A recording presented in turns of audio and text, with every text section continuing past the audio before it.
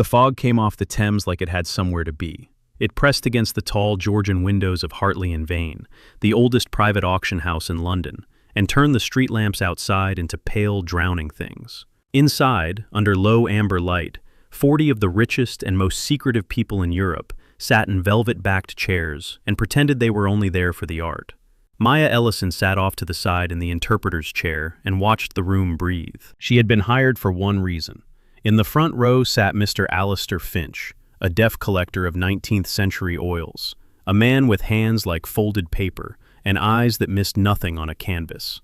Maya's job was to sign the auctioneer's words into his fingers' reach, the lot numbers, the provenance, the slow theatrical climb of the bidding, so that a man who could not hear could still play a game built entirely on whispers.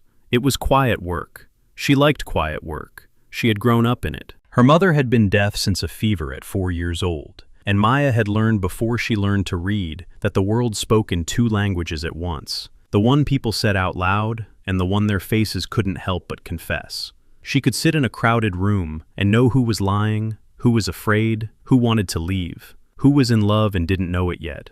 All of it written on lips and jaws and the small muscles around the eyes. People thought silence was empty. Maya knew silence was the loudest room in the world. So she read the auction the way other people read a book. She read the auctioneer a thin man named Percival, with a voice like warm brandy, calling the next lot a Turner storm over a harbor, the fog in the painting, almost identical to the fog outside. She read Mr. Finch's small, pleased nod as she signed the reserve price into the space between them. She read the woman 2 rows back, who kept touching her own wedding ring like it burned. She read the boredom, the money, the perfume, the practiced calm of very dangerous people being very polite. And she read the room's center of gravity, because there was one. He sat in the 3rd row slightly apart in a charcoal suit, so precisely cut it looked like it had been poured over him. He hadn't lifted a paddle once. He hadn't spoken. He didn't need to. Everyone in that room was arranged around him the way iron filings arrange themselves around a magnet, leaning subtly away, angling subtly toward no one, meeting his eyes for longer than a heartbeat. Even Percival, calling numbers from the podium, kept glancing at him, as if for permission. Maya didn't know his name yet. She only knew what his stillness meant. She had read 1,000 faces, and she had never read one that gave back so little. Most people leaked. Most people's fear and want and boredom rose off them like steam. This man gave off nothing. He sat in the amber light with his hands loose on his knee, and his gray eyes half-lidded, and reading him was like trying to read a closed door in the dark. She looked away. It felt absurdly like touching something hot. Lot 12 came up a small Dutch still life, dead pheasants and a knife, and the bidding climbed, and Maya's hands moved, and Mr. Finch tapped once to sit out. And it was in that lull, that ordinary breath between numbers, that she glanced across the room and read the murder. 2 men stood in the far corner, near the tall windows half swallowed by the fog light. They held glasses of untouched wine, and stood the way men stand when they want to look like they're only talking about the weather. One was broad and gray-templed, expensive, unhurried. The other was younger, harder, a scar splitting one eyebrow. They faced each other. They faced without knowing it, directly toward Maya's chair, and their lips moved. She caught it the way she caught everything, automatically, helplessly, the words assembling themselves on the surface of her mind before she could decide whether she wanted them. "Tomorrow night," the gray-templed man said, "the house on Elgin Row. He goes up to the study alone at 11. He always does. The younger man's mouth. And the girl. Whoever's with him. It has to look like a robbery. Both of them. You're sure? This is Cross. You understand what happens if—" "I understand better than anyone alive." The gray-templed man's mouth curved, not quite a smile. 11 o'clock, Elgin Row. Make it clean, and by Thursday, there is no more Adrian Cross, and everything he built is mine.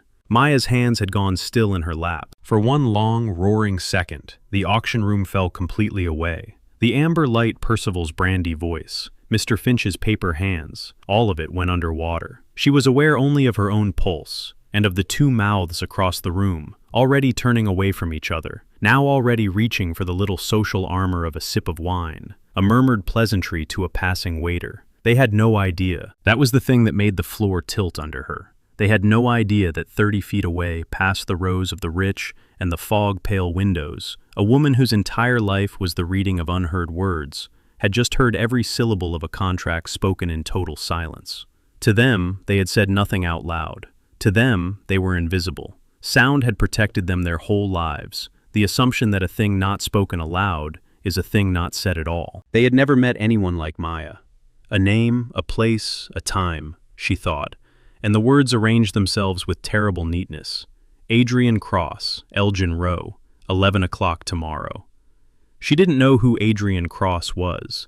She only knew with the certainty of someone who had never in her life misread a face that she had just watched two men calmly plan to kill a man and whoever stood beside him, and that she was the only person in a room of 40 who knew. She should look away. She knew she should look away. The single, unbreakable rule of her strange gift, the rule her mother had taught her before she was 10, was you did not choose to hear it, so do not let them see that you did. People said everything in front of an interpreter, because an interpreter is furniture, is a mirror, is a hand that only repeats. The moment you show that you understood, the moment you react, you stop being furniture and become a witness. She looked away.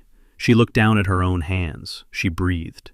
And when she looked up again because she couldn't stop herself, because her eyes went back to the corner the way a tongue goes back to a broken tooth, the still man in the third row was watching her. Adrian Cross had not moved.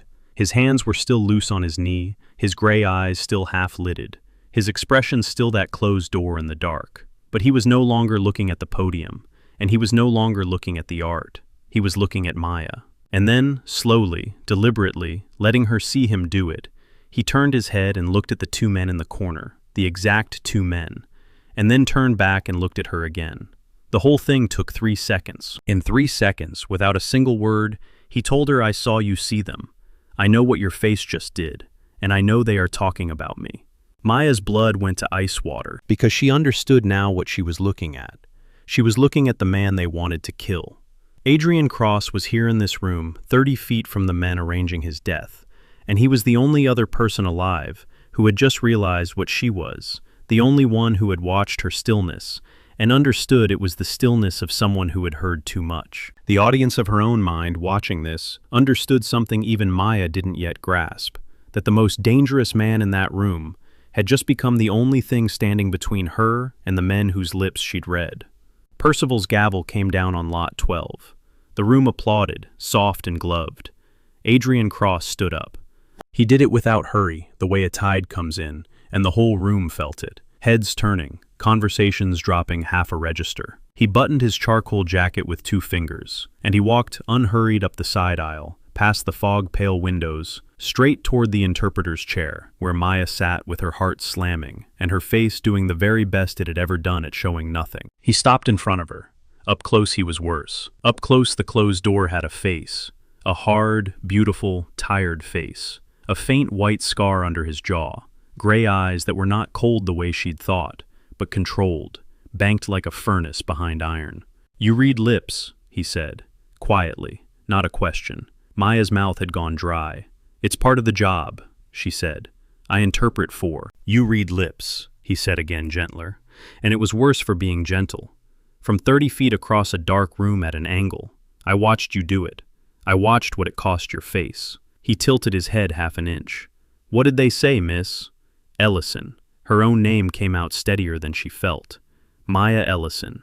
"And I don't know what you mean." Something moved behind his eyes. Not anger. Almost, and this was the thing that undid her almost respect. "You're a very good liar," he said. "You'll need to be, but not to me." He lowered his voice until it was barely more than breath, a thing spoken for her alone in a room of 40. "Miss Ellison, in about 90 seconds, the tall man in the corner is going to notice that I'm talking to you, and he's going to start wondering the same thing I already know. When that happens, you become the most inconvenient woman in Europe. So I'm going to ask you once, and your answer decides how tonight ends. What did they say about me?" Across the room, over his shoulder, Maya saw the gray-templed man turn, saw him find Adrian Cross standing at the interpreter's chair, saw his easy, expensive face go very slightly, very briefly, still. 90 seconds, Adrian had said. He'd been generous. Maya made the second fastest decision of her life. The fastest had been to look away when she read the murder. This one was to stop looking away. "Elgin Row," she whispered. "Tomorrow night, 11 o'clock. He said you go up to the study alone, and that it has to look like a robbery, and that whoever's with you dies too." She swallowed. "He said by Thursday there's no more Adrian Cross, and everything you built is his."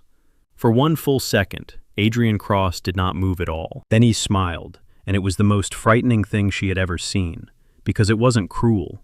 It was the smile of a man who has just been handed unexpectedly the one thing he needed. "Victor," he said softly to himself as if tasting the name. "Of course it's Victor." His gray eyes came back to her, and now they were entirely awake, and the banked furnace behind the iron was fully lit. "Miss Ellison, I need you to stand up, take my arm and laugh at something I said, and walk out of this building with me, as though we're old friends leaving a dull party. Can you do that?" I don't even know you." "No," he agreed, "but that man does, and in about 10 seconds, he's going to realize you're the reason I know his plan. And after that, there is nowhere in this city you can hide from him." He held out his arm. Blood roaring in her ears, a Turner storm hanging on the wall behind him, fog pressing at the glass. Maya looked at the corner one last time and saw the gray-templed man Victor set down his untouched wine and start unhurried toward them. Maya stood up. She took Adrian Cross's arm, and she laughed bright and false at nothing at all. The rain started the moment they hit the street.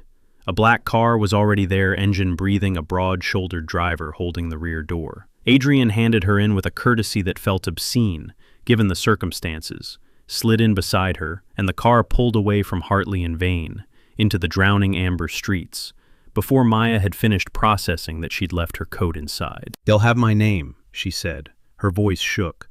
"I signed in. There's a badge. I'm on the interpreter's roster. They'll—" Yes, Adrian was looking out the rain-streaked window, watching the auction house recede into fog, which is the problem I'm now solving. "You're not solving anything, you kidnapped me. I removed you from a room that was about to become the last place you'd ever stand." He turned from the window and looked at her, and in the passing light his face was all plains and shadow. "Miss Ellison, I want you to understand your situation precisely because I think you're the kind of person who prefers the truth. The man you read tonight is Victor Lang. He has been my lieutenant for 11 years. He knows every safe house I own, every man I trust, every weakness I've ever failed to hide. 10 minutes ago he learned that I know he's coming for me, and there is exactly one way I could have learned it. You." He let that sit. "By now he's pulled your badge. By morning he'll have your address, your mother's address, the name of the cafe you buy coffee from. He is thorough. It's why I kept him close for 11 years. A pause. It's why he almost killed me." Maya's hands were shaking in her lap. She pressed them flat against her thighs to stop it, an old trick, a thing her mother did. "So what?" she said. "I'm supposed to just go with you, trust the Mafia boss. 2 men we're planning to murder. I don't even know what you are." "You know exactly what I am." His voice was very quiet. "You read it off the room before I ever stood up. You watched 40 people arrange themselves around me like I was gravity. You knew what I was before you knew my name. That's the entire reason you're still breathing, because a woman who reads a room that well is a woman worth protecting." He looked away again, back to the rain. "And no, you don't have to trust me. You only have to be more afraid of Victor than you are of me. Tonight, that shouldn't be difficult." It wasn't. That was the horror of it. She had spent her whole life reading faces, and everything in her every honed unconscious instrument she'd been sharpening since she was a child, at her mother's knee, told her the same impossible thing about the man beside her. Adrian Cross was the single most dangerous person she had ever been within arm's reach of, and he was, right now, the safest place in the city for her to be. Both, at the same time. The two truths sat in her chest like stones. "My mother," she said suddenly. "You said her address. There's a car outside her building already." He said it before she'd finished. "She's asleep. She won't know it's there unless she needs to. She's deaf, yes." Maya went very still. "How do you—" "You interpret. You do it the way people do it when they learned it first before English as a first language. It's in your hands. They don't hesitate." He met her eyes. "I notice things too, Miss Ellison. It's the only reason I've lived this long. I think you and I may be the only 2 people in London who actually see the room, which is inconvenient because it means I already know I'm not going to be able to let you walk away from this." The car turned off the main road into a discreet, gated courtyard, toward a building that did not announce what it was. Rain hammered the roof, and Maya Ellison, sign language interpreter, who had gone to work that evening to translate the price of a painting, understood that her old life had ended somewhere back in the fog, at the exact moment two strangers' mouths had moved. The safe house was a penthouse that pretended to be an ordinary flat, until you noticed the details: the reinforced door, the windows that were thicker than they should be, the single-armed man who nodded to Adrian and vanished. It was beautiful and cold and lonely, and it told Maya more about its owner than he ever would. "You'll stay here tonight," Adrian said, shrugging out of his rain-dark jacket. "It's the only place in the city Victor doesn't know about. Tomorrow, we deal with Elgin Rowe." You're the only witness to a contract that was never spoken aloud, which means you're the only proof of who ordered it." He poured 2 glasses of something amber, set one near her, didn't watch to see if she drank it. "In my world, Miss Ellison, evidence is more valuable than money. You are, at the moment, the most valuable thing I own. I'm not something you own." "No," he agreed, and for the first time something almost human crossed his face, a flicker of tiredness so deep it looked like grief. "You're not. You're a woman who did nothing tonight but be good at her job, and it's going to cost you everything, and there is nothing I can do to give it back." He turned to the window, to the fog and the drowned lights. "I'm sorry for that. I'm not a man who says it often.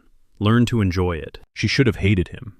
She looked at the hard line of his back against the window, the white scar under his jaw, catching the light, the way he stood like a man who had been alone in every room he'd ever entered. And instead of hate, she felt the first thin, terrible thread of something she had no business feeling. She recognized it because she read faces for a living, and she knew what her own would be doing if she could see it. She was starting, God help her, to want to know him. Elgin Rowe was a trap, and they both knew it. And Adrian walked into it anyway, because a trap you understand is a weapon you can turn. He did not go up to the study alone at 11. He sent no one. Instead, at 10:45, 3 of his men were already in the house, and Adrian stood in the dark study himself, at the window in full view, a lamp on beside him. Bait so obvious it was almost an insult. And Maya, who had refused with a stubbornness that surprised them both, to stay behind at the safe house, watched from the stairwell, with her heart in her throat, because she was the only one who could confirm, if it came to it, the faces of the men Victor sent. They came at 11 exactly. The younger man with the scarred eyebrow and 2 others. They came up the back stairs the way Victor had promised they would, silent, professional, expecting a lone man in a robbery that would look like bad luck.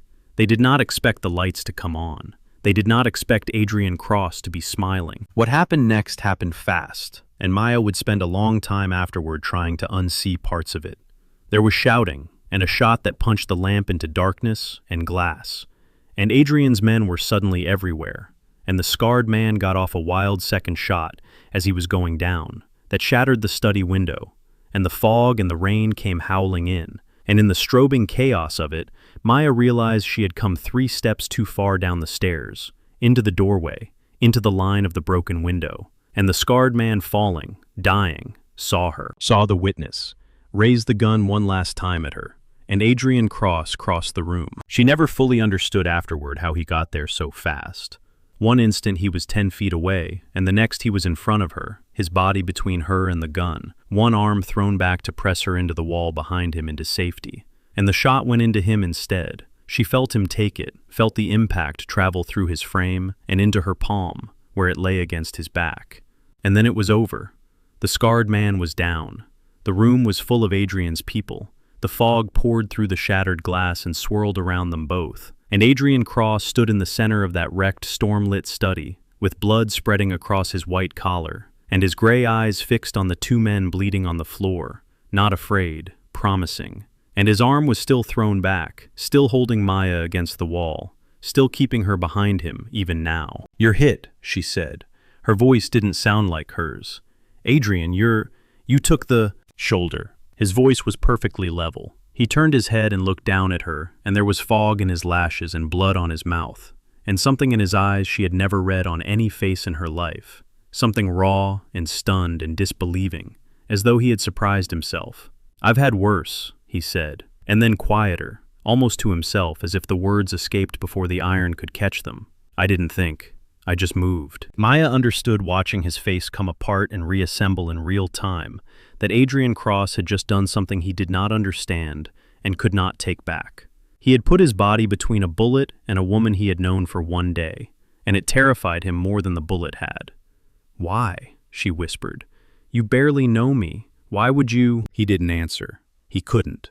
She watched him try, watched the answer rise in him, and get swallowed by 11 years of iron, and instead he straightened and let his bleeding arm fall from the wall where he'd been shielding her, and stepped back into the person he knew how to be.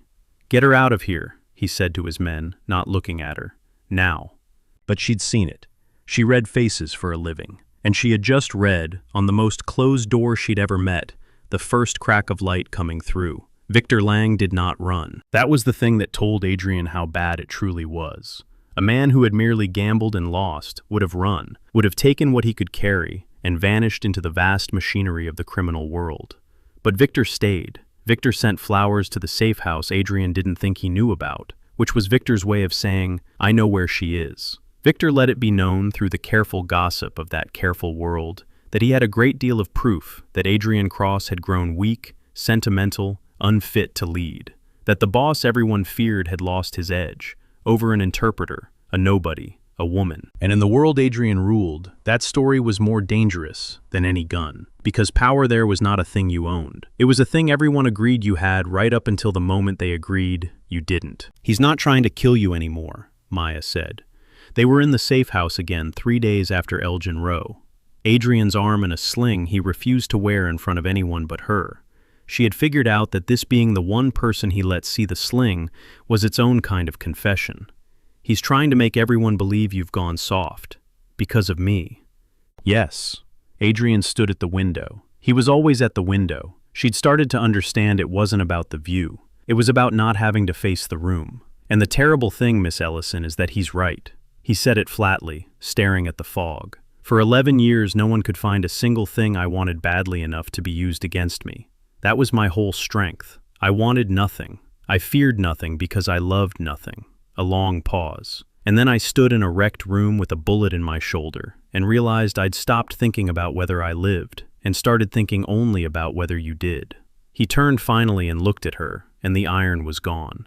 "You've made me findable. That's the most dangerous thing that's happened to me in a decade, and I can't seem to make myself regret it." The fog pressed at the glass. The city drowned outside. And Maya crossed the room. This time she was the one who crossed it, and stood in front of him, close enough to read every muscle of the face he'd spent his whole life hiding, and found there was nothing left on it to hide. "Then stop trying to send me away," she said. "You keep doing it. Every time you feel something, you order somebody to take me out of the room. I read it every time, Adrian. You're not protecting me. You're protecting you." His jaw tightened. His good hand came up slowly, the way a man reaches toward a fire he's been warned about, and stopped an inch from her face. She watched him stop it. She watched the 11 years of iron rise up and clamp down, watched him refuse himself the thing he wanted, and it was the most intimate thing she had ever witnessed, more intimate than if he'd touched her. "If I let myself have this," he said very low, "I will burn the world down to keep it.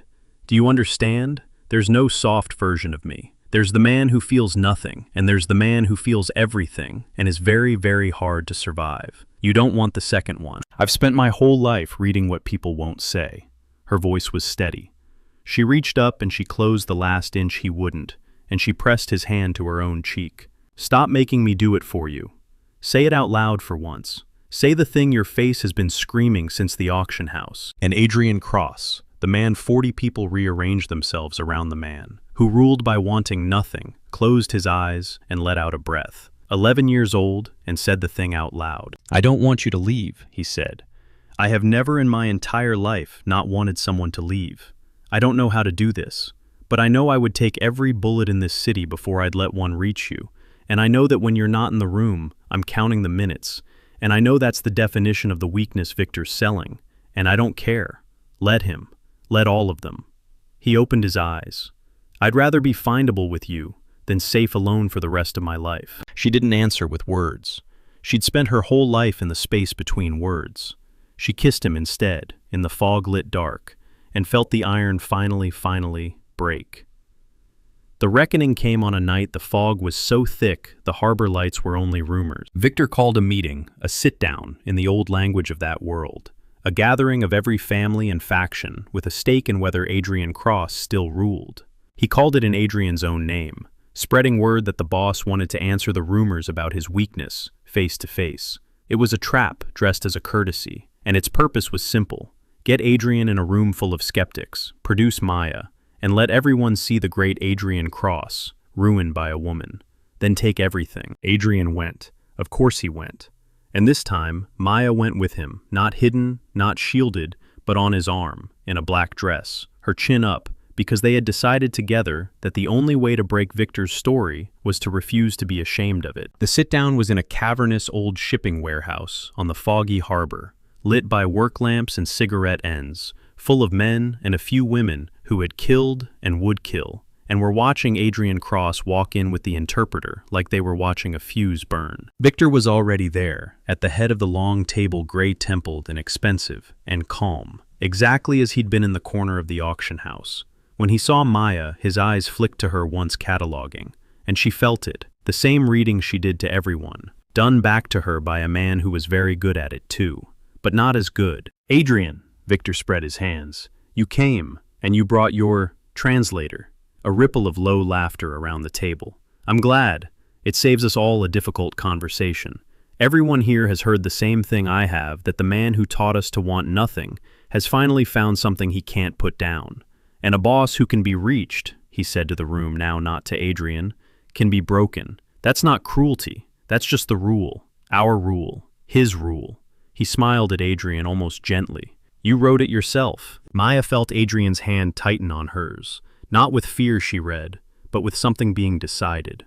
And then he let go of her and stepped forward and did the thing no one in that room expected. He agreed. He's right, Adrian said. His voice filled the warehouse without rising. Every word. I did write that rule. Want nothing, fear nothing, and no one can ever own you. I lived by it for 11 years, and it made me the most powerful man in this room, and it made me the loneliest, and I told myself those were the same thing. He looked around the table, unhurried, meeting eye after eye.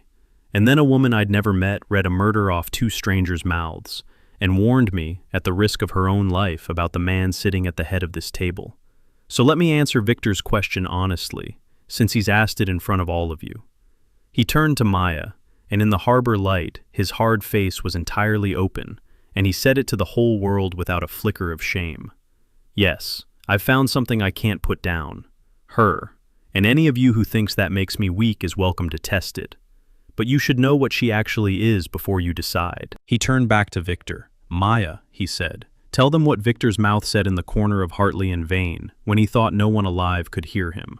The warehouse went silent, and Maya Ellison's sign language interpreter, who had spent her whole life being furniture, being a mirror, being a hand that only repeated, stepped into the light and stopped being invisible. He stood in the corner with the man you sent to Elgin Row, she said, her interpreter's voice pitched to carry clean and exact. And he said, tomorrow night, the house on Elgin Row. He goes up to the study alone at 11. Make it look like a robbery. Whoever's with him dies too. By Thursday, there's no more Adrian Cross, and everything he built is mine. She held Victor's eyes as she said it, and she watched his expensive calm curdle, because there is no defense, none against a witness to the words you were certain no one heard. He didn't say it to me. She went on to the whole table now. He didn't say it out loud at all. He mouthed it, silent 30 feet away, and he was so sure sound would protect him that he said it directly toward the one person in the world who reads the words off silence. She let that land. Every one of you built your life on the idea that a thing not spoken aloud is a thing not said. He ordered your boss's murder, and he ordered it in what he thought was a language no one could hear. A beat. I heard all of it. You could have heard the fog moving. Victor Lang stood up slowly, his face. Maya read it the way she read everything, and what she saw was a man watching the story he'd spent 10 years building collapse in real time. Because the room had come to see Adrian Cross made weak by a woman, and instead they'd watched a woman produce the one thing worth more than any gun in Adrian's world. Proof. Proof of who the traitor really was, spoken aloud in front of every family that mattered, by an unimpeachable witness to a crime committed in silence. The room's gravity shifted. Maya felt it happen. The iron filings, 40 of them turning all at once, away from Victor, back toward Adrian. You'd take the word of a stranger, Victor started. Some hired girl who... She read your lips across a dark auction house at 30 feet at an angle in one glance, Adrian said quietly. I watched her do it. Then she risked her life to warn a man she'd never met about you.